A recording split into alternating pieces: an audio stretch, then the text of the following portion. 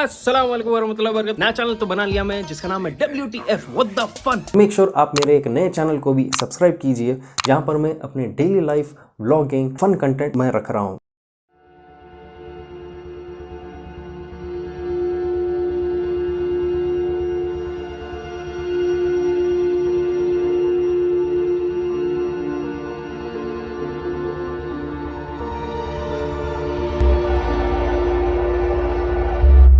अस्सलाम वालेकुम वरहमतुल्लाहि वबरकातुहू। खैरियत से आप लोग हो पिया ऑल फाइन। मेरा नाम है मोहम्मद और welcome back to my channel. Waseem Rizvi, इस आदमी का आपने नाम कई बार इससे पहले भी सुना होगा। बहुत ही कंट्रोवर्शियल फिगर है और ये फॉर्मर चेयरमैन भी रह चुका है यूपी के शिया वक्फ बोर्ड का। इसके बाद इसने कुछ ऐसे हरकतें की है जिसकी वजह से कई सारे मुस्लिम्स इसके खिलाफ हुए और जो दूसरे रिलीजन के कुछ एक्सट्रीमिस्ट है वो बहुत ज्यादा इसे सपोर्ट कर रहे हैं, क्योंकि ये इस्लाम, कुरान और अब तो प्रॉफिट मोहम्मद सल्लल्लाहु अलैहि वसल्लम के खिलाफ भी इसने बात करना शुरू किया।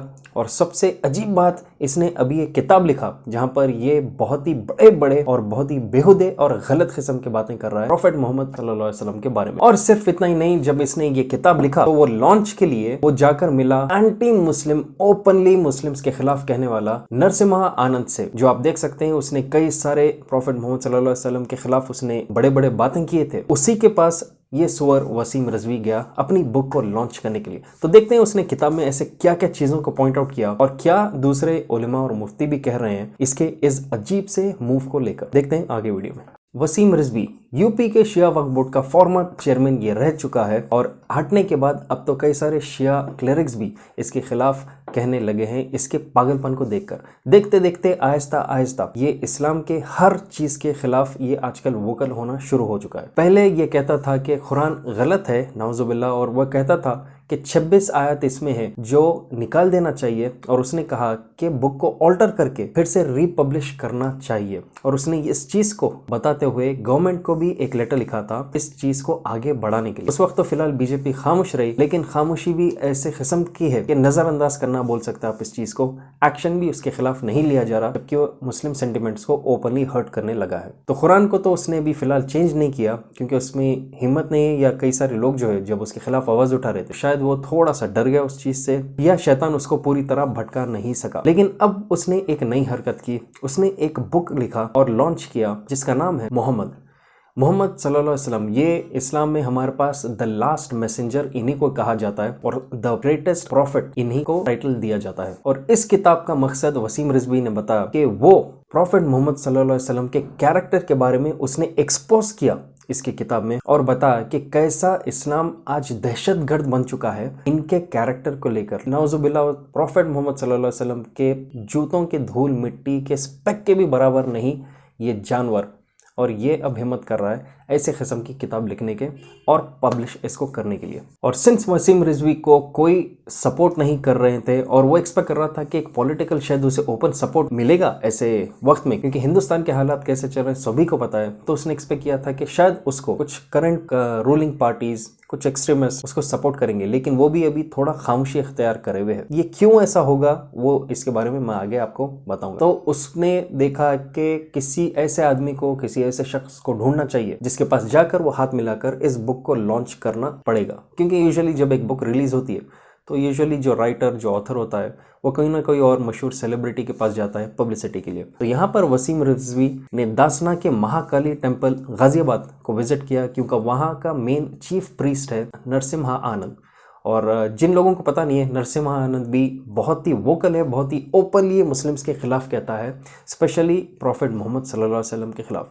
तो वसीम रिजवी जाकर नरसिम्हा आनंद को मिला इस बुक को लॉन्च करने के लिए। तो एक तरह से आप बोल सकते हैं एक सुअर ने दूसरे सुअर को सक्सेसफुली ढूंढा इस चीज़ को लॉन्च करने के लिए। और इस चीज़ को देखकर ज़्यादा अभी फ़िलहाल देखा गया तो मीडिया वोकल नहीं है, मीडिया ने इस चीज़ को कवर नहीं किया, क्योंकि आहिस्ता आहिस्ता इसको सपोर्ट शायद बैकएंड दिया जा रहा है ताकि फुल फ्लैश जब ये सामने आए लोगों के, तो जब एक हंगामा हो और सडनली इसको सपोर्ट करने वाले और इसके खिलाफ बोलने वाले दोनों में क्लैशेस हो। और इसी चीज़ को देखकर कुछ जो स्कॉलर्स है उन्होंने कॉल आउट किया और कहा कि इस बुक को बैन करना चाहिए क्योंकि ये प्रॉफिट मोहम्मद सल्लल्लाहु अलैहि वसल्लम के खिलाफ लिखा गया और साथ ही साथ इस्लाम को, रिलीजियस सेंटिमेंट्स को ये हर्ट कर रहा है मुस्लिम्स के। दैनिक भास्कर ने भी वसीम रिजवी को कांटेक्ट किया और उससे बात किया, जिस पर वसीम रिजवी ने कहा कि ये कोई मिथ नहीं है बल्कि कंप्लीट फैक्ट्स के ऊपर ये बेस्ड है। और उसने कहा कि 350 डिफरेंट मुस्लिम बुक्स उसने यूज किया एज अ रेफरेंस अपनी खुद की बुक को सपोर्ट करते हुए। तो यहाँ पर आप देख सकते हैं कई बार लोग कहते हैं कि आपने आउट ऑफ कॉन्टेक्स्ट कोट किया,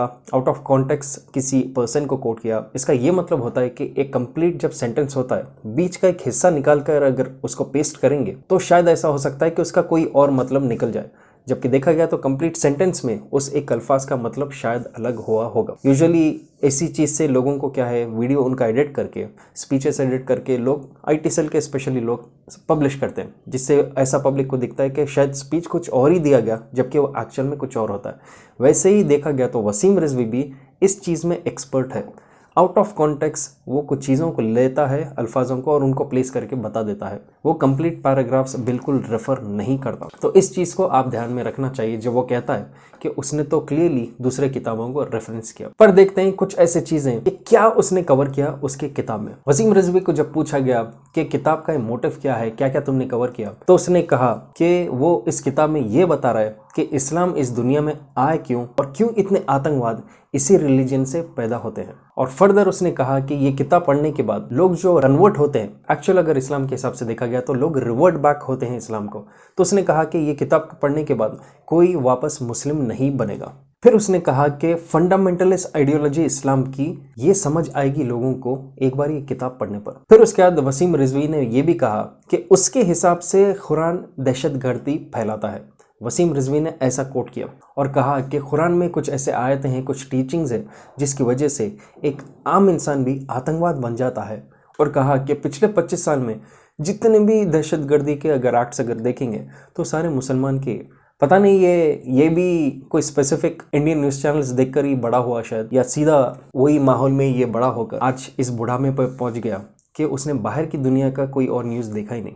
फिर उसने कहा कि अगर मुसलमान को समझना है तो इस्लाम के लास्ट प्रॉफिट मोहम्मद सल्लल्लाहु अलैहि वसल्लम के कैरेक्टर को समझना चाहिए। और उसने कहा कि इस्लाम नहीं है बल्कि ये मोहम्मदनिज्म है, मतलब कि सिर्फ टीचिंग ऑफ मोहम्मद। अगर आप देखेंगे कई सारे जो एंटी इस्लामिक लोग होते हैं, जो एकदम शातिर किस्म के होते हैं, जो हेट स्पीचेस लिखते हैं मुस्लिम्स के खिलाफ, जो कार्टून्स बनाते हैं मुस्लिम्स के खिलाफ, वो लोगों के जो जनरल पब्लिक है उनके दिमाग में यही डालते हैं कि इस इस्लाम को मोहम्मदनिज्म ये टर्म देते हैं, ताकि लोगों के दिमाग में ऐसा आएगा कि इस्लाम जो है ये अल्लाह ताला की तरफ से नहीं है बल्कि लास्ट प्रॉफिट मोहम्मद सल्लल्लाहु अलैहि वसल्लम जो है ये उनके खुद के ही टीचिंग्स है और उनका बिलीफ सिस्टम पब्लिक ने एक्सेप्ट किया। तो आप देख सकते हैं कि डाइवर्ट करने के लिए ये तरीके होते हैं। अब एक इंसान जो मुस्लिम नहीं है वो यही समझेगा कि इस्लाम खुदा का रिलीजन नहीं है बल्कि एक आदमी का क्रिएटेड बिलीफ सिस्टम है। तो यहाँ पर भी वसीम रिजवी यही सेम गेम खेलने जा रहा है। फिर वसीम रिजवी ने ये भी कहा कि उसके किताब में उसने कवर किया साइकोलॉजी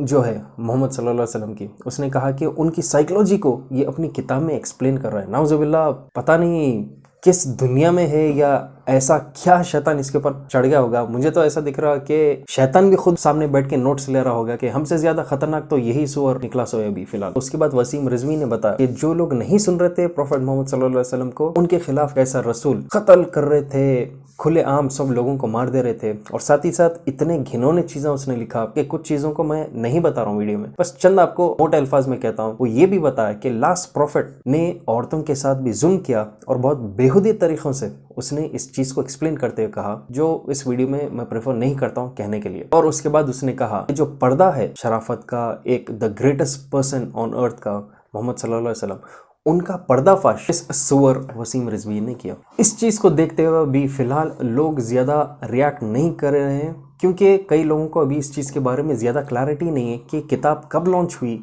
क्यों लॉन्च हुई, क्या मकसद था, क्या इसमें कंटेंट था।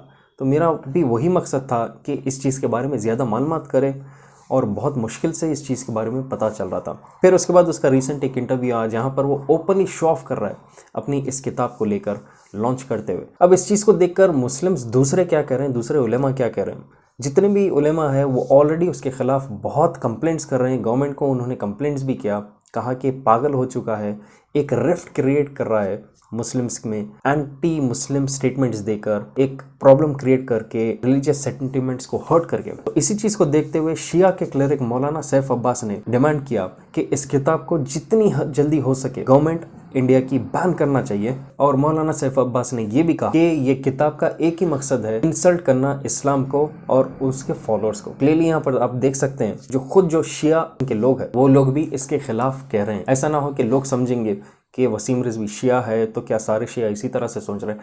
खुद शिया जो कम्युनिटी है ओपनली इसके खिलाफ स्टेटमेंट्स दे रही है और कह रही है कि पागल हो चुका है। अब आप सोच रहे होंगे कि सडनली वसीम रिजवी को हो क्या चुका। पहले वो कुरान के खिलाफ उसने कहा, फिर कह रहा है कि कुरान गलत है नाउजुबिल्लाह, फिर वो कह रहा है कि वो खुद उनमें से कुछ 26 आयतें निकाल रहा है और गवर्नमेंट को कह रहा है कि रीपब्लिश अब करना चाहिए प्रॉपर कुरान उसके हिसाब से। अब वो होते होते वो लास्ट प्रॉफिट मोहम्मद सल्लल्लाहु अलैहि वसल्लम के खिलाफ बड़े बेहुदे घिनौने और बिल्कुल गलत किस्म के वो बुक्स बना रहा है और कह रहा है कि ये सारे सच है। तो देखा गया तो क्या वो खुद अगर ये चीज़ों को बिलीव करता है तो खुद अभी भी मुस्लिम क्यों है? क्या मोटिव हो सकता है, क्या मकसद हो सकता है कि वसीम रिजवी इतने घिनौने किस्म के स्टेप्स ले रहा है? और यहाँ पर आप क्लियरली एक चीज़ देख कर समझ जा सकते हैं कि उसने इस बुक को लॉन्च करने के लिए नरसिम्हानंद के पास वो गया जो खुद भी एंटी मुस्लिम स्टेटमेंट्स ओपनली देता है।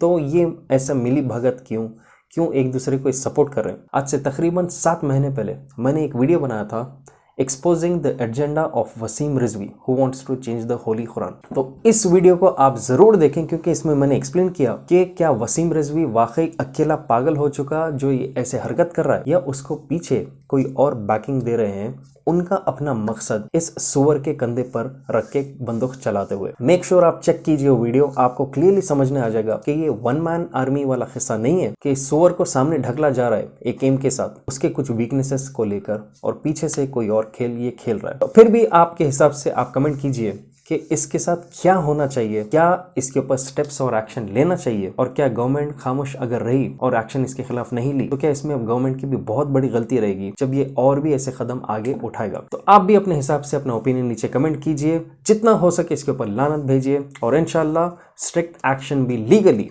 इसके ऊपर लेना चाहिए। लोग जो मौलाना है बड़े हाई प्रोफाइल के लोग हैं वो इंस्टेंट इसके ऊपर कंप्लेंट्स फाइल करना चाहिए क्योंकि उनकी बात ज़्यादा तेज़ी से सुनी जाएगी कोर्ट्स में और इंडियन गवर्नमेंट इस चीज़ को नज़रअंदाज अब के नहीं करना चाहिए इसके खिलाफ एक्शन लेते हुए। तो कमेंट कीजिए आप अपने हिसाब से नीचे, शेयर कीजिए इस वीडियो को, सबको पता चले कि मकसद क्या है और सब्सक्राइब करिए मेरे चैनल को अगर आप नए हैं। और मेक श्योर आप मेरे एक नए चैनल को भी सब्सक्राइब कीजिए जहां पर मैं अपने daily life vlogging fun content मैं रख रहा हूं। तो मेक श्योर उसको भी आप सब्सक्राइब कीजिए। जब तक फिर इंशाल्लाह I will be back soon again. Take care and अल्लाह हाफिज़।